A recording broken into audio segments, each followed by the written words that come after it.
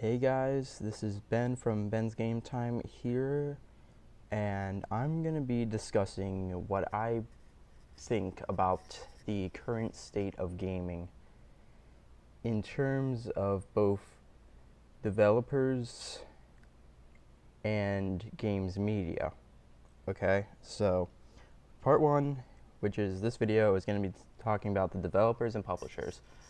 And I'm not talking about just the year 2014. I'm talking about what has been happening recently within the past couple of years, and mostly focusing on last year and this year. So, because I feel like the change really started last year, and then it ramped up here in 2014. So, let me take you back to 2013. EA released two games that year that had notoriously horrible launches: SimCity and Battlefield 4. SimCity, let's start with that.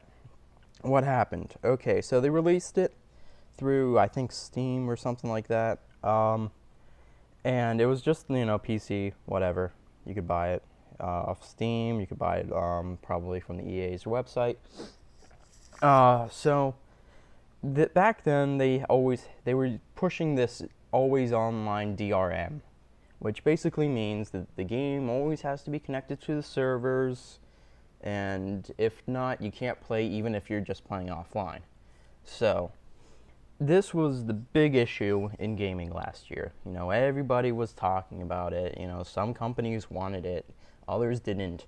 Companies said, "Oh, but it increases speed. It makes it easier to run." And then gamers were like, "No, we don't want this. We know and have seen that it's already bad. It is broken. It's a broken system. Releases on it never worked. Don't do it."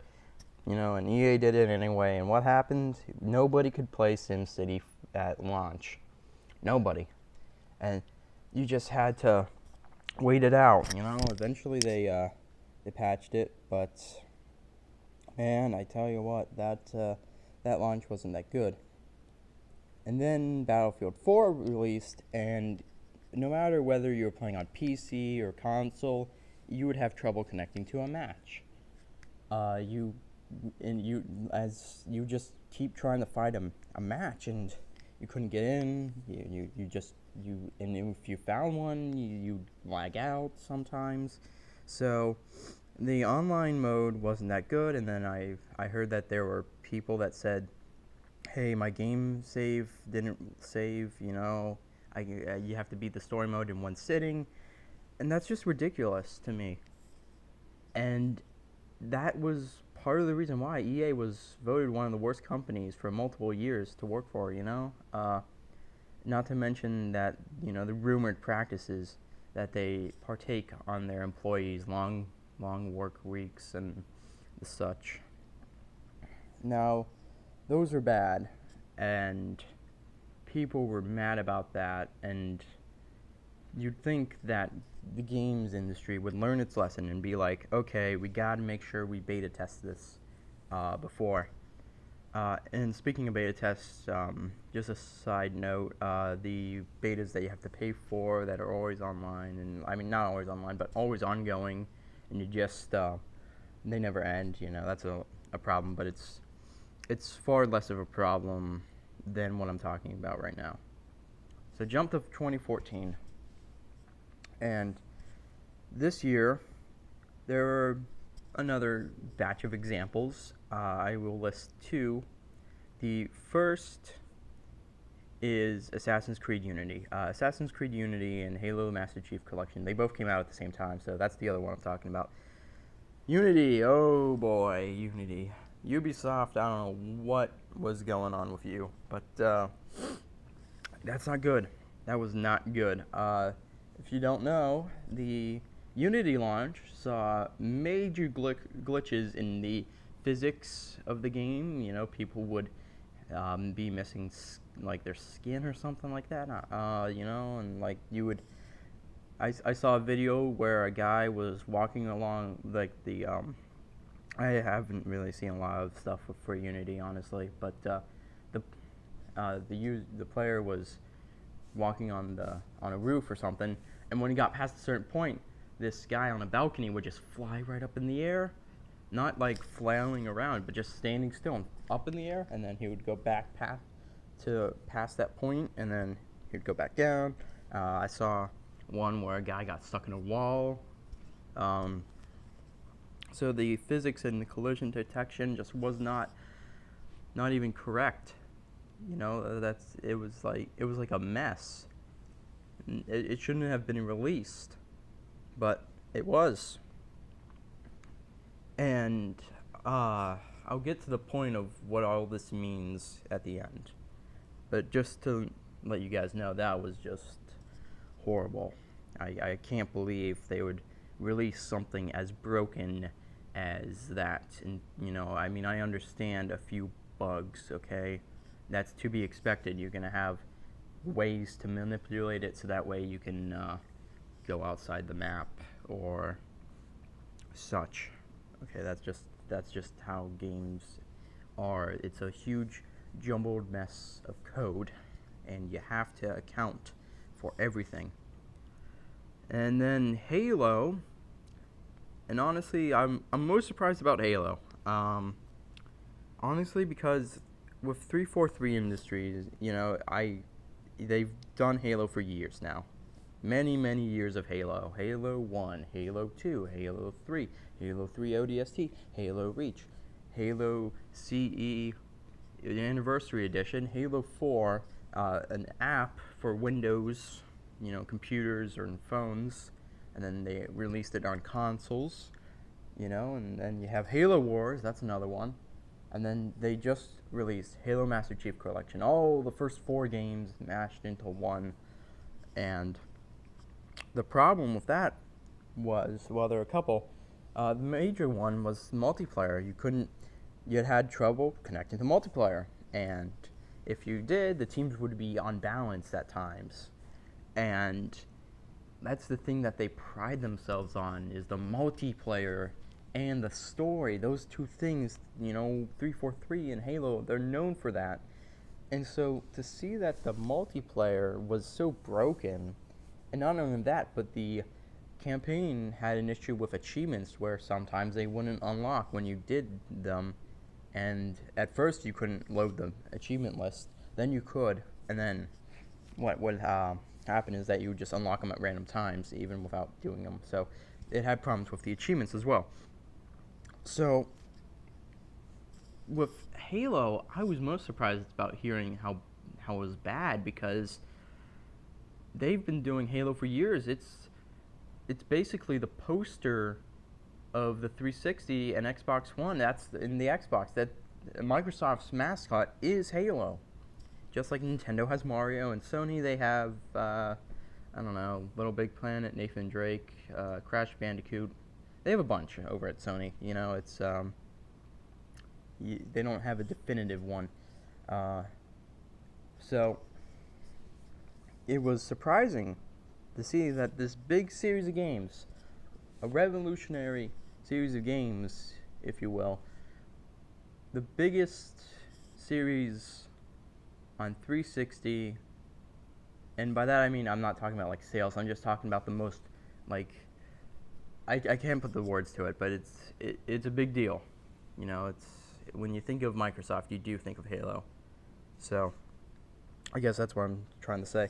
But it was so bad, it was so broken, and I was surprised. You've been doing this for years, and the bottom line is that all these have this one thing in common: it was released before it was ready. They didn't test it well enough, even if they tested it at all. I don't know if these companies didn't test their games at all. And it was just surprising. And it's sad, because years ago, back on the PS1 and N64 and back in those days. Oh man, sometimes you just can't speak, right? Back in those days, consoles and games, they ran pretty smoothly. If you found a glitch, that was fun, Glitches were fun back then. Now, they're oddly inexcusable, because it has such a bigger impact on the game. Back in those days, you couldn't release a patch. If the game was so broken that it was unplayable, they would release a new version of the game that would fix it. But this Xbox Live, PSN, all this didn't exist back then. And so now they can patch it. But I think that leads a little bit to laziness. Because, let's face it, if you can fix it later, you're not going to look for it as hard now. And that's the big problem, is that they have the mentality of release now, patch later. Release now, patch later. Release now, patch later. It's just over and over, an endless cycle of it. And you do need to patch games. I understand that. I am taking a programming course at the college I'm going to, and I get it. You gotta account for every little option, okay? I haven't learned a lot. I only just took my first semester. But already I see how hard it is to program something, because you gotta account for every little possibility. You gotta account for the user jumping off this thing. You gotta account for the user swinging their sword at this moment. You gotta account for the user to drive the tank off this point and land on this point. You gotta account for everything, and that's a hard thing to do. You know, with gaming, you gotta let the player be free to do whatever they want, but you have to set the guidelines. And if there's a problem with the guidelines, the player is gonna find out, and then the whole system's gonna fall on top of itself. You know, like patches in multiplayer to let players not get outside of the map. That's fine. That's perfectly fine. I understand it. But releasing a broken game that has such glaring issues that you could have easily fixed it. And here's the thing, with each and every one of these instances, they've released a game in that franchise that's worked perfectly before. You know, I don't remember hearing about Assassin's Creed 2 or Brotherhood or Revelations having these problems. I don't remember hearing that Halo 4 had these problems. I don't remember hearing that Battlefield does have broken releases, it's known for that, but like some of them, they're fine. You know, Battlefield 3, yeah, that was a little clunky as well, but it was less clunky than Battlefield 4. SimCity, the originals, were pretty good, and they were pretty solid. So, the question is, why now? Why now have it so that way it doesn't work? I don't know what their mindset is. And everyone points to, they want to make their shareholders happy. They want to, have the bottom line be good and all that. And I'm starting to think that as well. Because let's face it, if you're just releasing broken games over and over and over again, that's just going to happen. And that's the thing. They just care about the money. It's no longer about releasing a great game, a great experience. Rarely do companies care about the consumer anymore. I feel like the few that do are Nintendo, because let's face it, even though people bash Nintendo, you gotta admit, though, they do listen to the fans. They do care about the fans. With Smash Brothers, people wanted Little Mac in, we got Little Mac. People wanted Mega Man, not Mega Man X, not Zero, not any version of Mega Man that wasn't the NES version, and we got the NES version of Mega Man.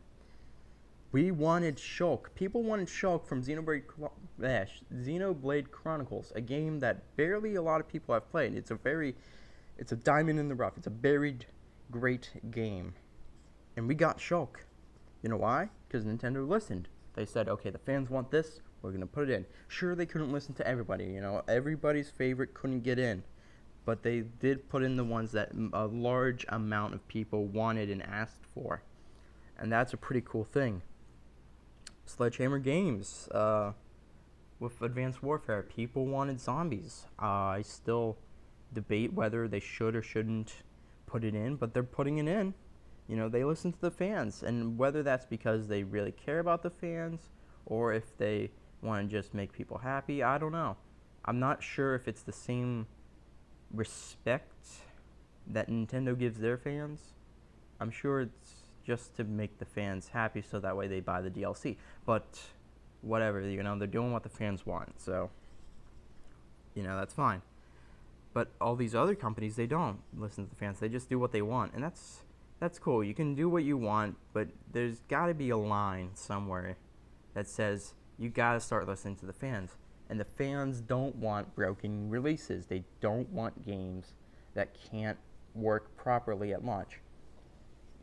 Like you push these pre-orders and say pre-order now and get the advanced arsenal with a golden exosuit and AK variant and a new gun rare, and then you have others that say get these levels or get this advanced setup, and those little bonuses are nice, but I don't want those little bonuses if it means that the game itself doesn't run properly. I want the game to run properly. The reason they have these pre-orders, by the way, is so that way they can see, okay, how many people are going to buy the game, and then they also add in a constant of people that didn't pre-order, and then it's like, okay, this many people are going to play the game. Are you shareholders happy? The shareholders are like, yeah, we're happy. That seems like a good amount of profit, and there you go, money made. And it's like, okay, well, we'll patch it later. The fans have already bought it, and we've already made our money. And I'm not sure where the money comes out of when the people return their games. Like if someone returns Assassin's Creed Unity and says, this game's broken, I want something else, I'm not sure if that comes out of the retailer's pocket or the company's pocket or a mix of both. I'm not a economics type person, I don't know how business works. But I do know that you definitely want to keep that bottom line good, and you want to keep your shareholders happy, and that's what they're doing, and that's all they care about. And so I feel like there's an easy solution to this problem, and I'm surprised they didn't do this earlier. And since it's the holiday season, I'm going to give it to them for free. So if you're a game developer or a game publisher or you work in the industry, here is a free piece of advice. When somebody buys a pre-order, let them beta test the game. Above all else, gamers want a game. We just want to play games. And for the opportunity to beta test a game that we have wanted and we are waiting for, that is awesome. And make it a free beta. There you go. You don't even have to, more people go for a free beta, and you don't even have to pay the gamers. The gamers will be happy to do it for you. Okay, we just want to play games. Let us play games. Give us a free beta when we pre-order the game. Okay, I guess it wouldn't be free if we pre-order it, but as like a little side free bonus, let us pre-order, and then when we pre-order, we can beta test the game. Send us an advanced copy through the mail or through Xbox Live, or get a couple people off the street to play it. I don't know, just like set up some meeting places, I guess, at like GameStops. That would be cool, or Best Buys, or whatever retailer you want to use. Have it so that way the gamers can beta test the game.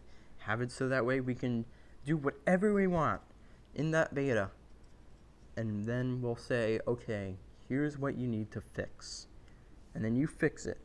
And then if you need to push back the release of a game, push it back. We'll be fine to wait, just 1 or 2 more days. That's not bad. A week, that's not bad either, I'll be willing to wait for the next Call of Duty game, or the next GTA, or the next Halo, or the next anything. I'll be willing to wait if it means that the game comes out perfect. Well, not perfect, obviously, but functional is the word I'm going for, optimal. It comes out unbroken. I understand if people discover like little ways to get out of the map in multiplayer, and you gotta fix that later. I understand that. People don't normally think about it. And that's the thing. You don't only just ask the gamers that play by the rules. You also ask the hackers. You also ask the people that try to exploit glitches. You have all sides of the gaming community come together and beta test this game, so that way people that play by the rules. They play by the rules. They test it, and they're like, okay, we found a problem when running on this thing and doing this. And then you can have the hackers and the glitchers come out and say, okay, if you hold X and then hit A and then do this and then back out and then hit A again or something like that, some weird combination of buttons and obscure movements, then you get outside the map, or you can play this game mode in a way that it wasn't intended. And there you go.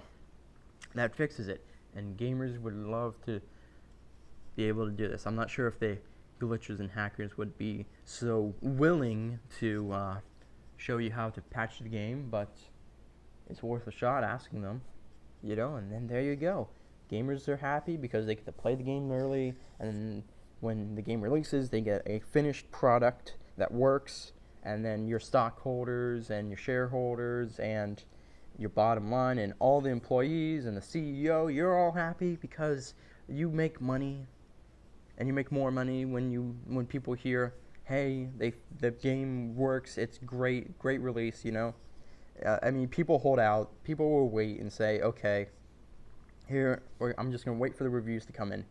And if you have the game work great, they're not going to find a lot of negative criticisms with the game. Most of what I heard about Unity, for example, online was not reviews of the game saying, okay, it's a blank out of blank, or it's this many out of this many. I heard about the glitches, and if you beta test and let gamers play the game and tell you how to fix it, like what to fix in it, then you're not going to hear those criticisms online. People aren't going to hear it. I'm not going to hear it. I'm going to be like, okay, I got to look at a review for the game, and then I see, oh, you got a great score. I'm going to go get it, And there you go. Simple solutions. I'm surprised nobody has thought of this before within the gaming industry. I'm sure probably a couple people on the gaming side of things did think of it, but I'm surprised, EA, Ubisoft, and all these companies didn't. It's such an easy solution. And there you go, a free little piece of advice for you. And that is all about the game developer side of things. I really wish that these games would not release in such a unfinished state, but hopefully in 2015 we can all just take this idea of letting the gamers beta test, and maybe we won't have as many releases go this way. And if another release goes this way, I'll be shocked that they didn't learn from their lesson. And so that's all for part 1. Going back for part 2 for games media, and you know exactly what I'm talking about. See you guys then.